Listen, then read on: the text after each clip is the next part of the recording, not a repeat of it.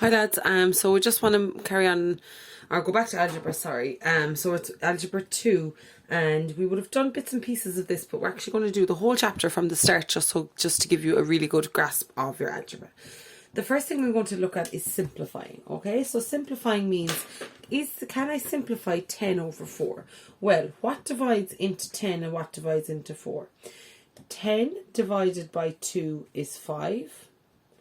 4 divided by 2 is 2. A divided by A is 1, so I'm left with 5B over 2. Okay, the next one. 8 divided by 4 is 2. Now, let's have a look at the x's. This x will cancel with one of these x's. So I had 2 here, so one of them is gone, so as there's one left, y stays. Okay, so you do the numbers first and then the variables. Have a look down here. 15 divided by 3 is 5. A sits there. Now look at the b's. I have one b here and I have 2 b's here. So this one cancels with one of these. So that's over b, and c sits there. Okay, the next one.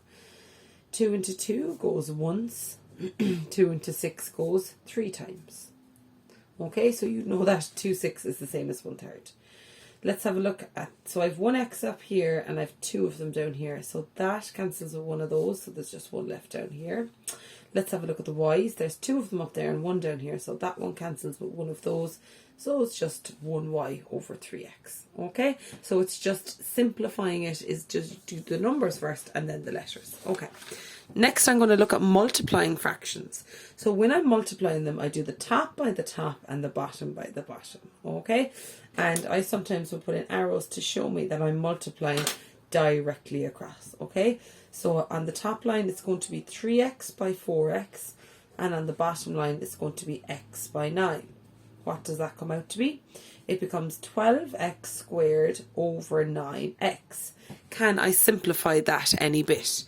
Well, is there any number that divides into 12 and 9? I could divide them by 3. So 12 divided by 3 is 4.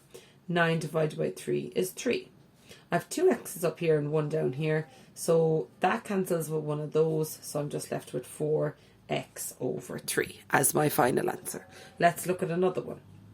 So it goes top by top and bottom by bottom. So on the top line I have km multiplied by 2n all over 4n multiplied by m.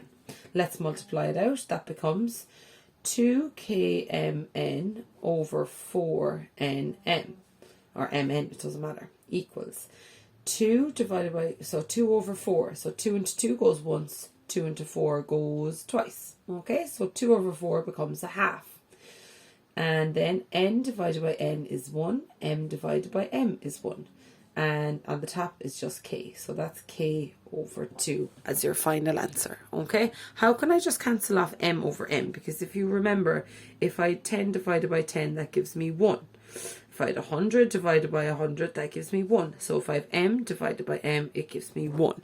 Anything divided by itself is always 1. So that's why if you've an m here and an m here, they can cancel off to give me 1. Okay, so dividing fractions. The rule is you flip the second one and change the division to multiply.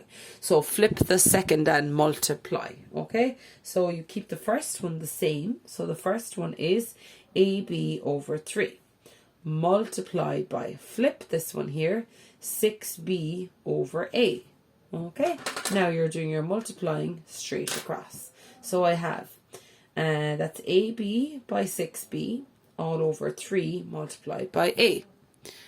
And then I have 6ab squared all over 3a.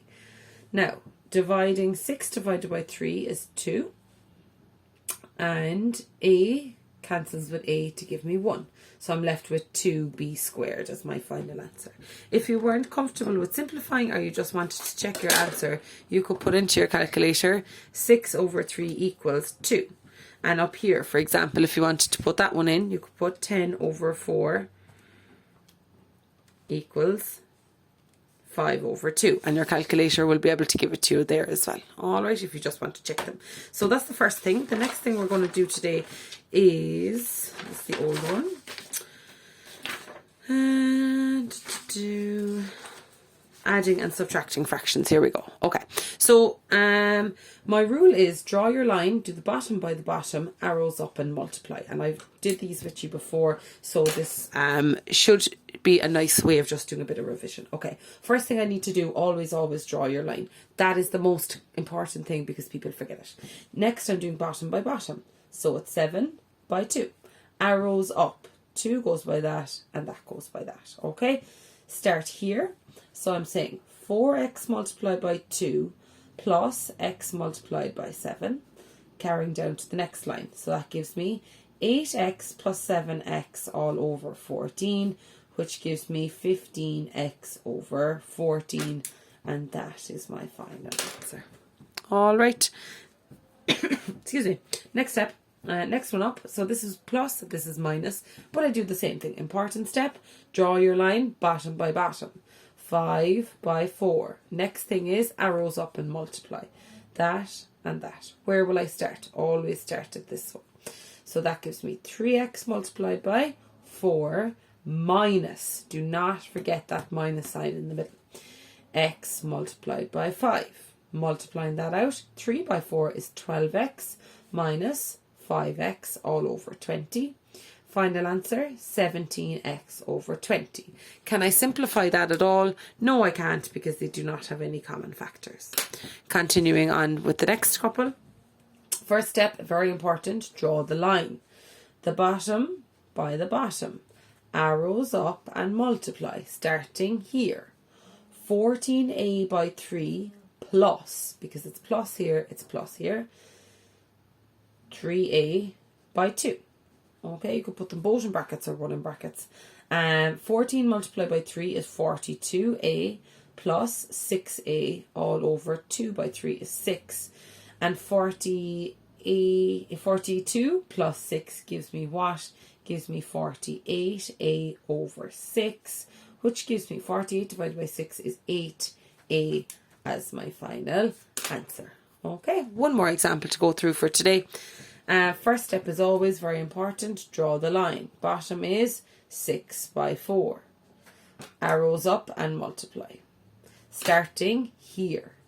7b squared multiplied by 4 minus b squared multiplied by 6.